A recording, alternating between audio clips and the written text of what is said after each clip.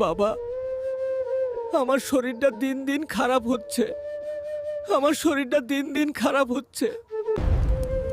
বাবা, টাকা নাই বলেই তো চিকিৎসা করাইতে পারতেছি না।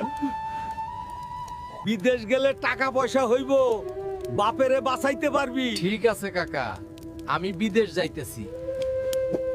বাবা, আমি বিদেশ থেকে ফিরে তোমারে ভালো করব।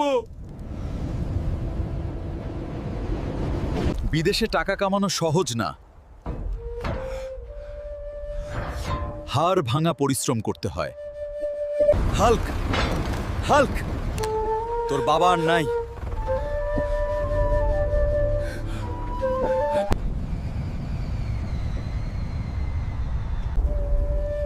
বাবা,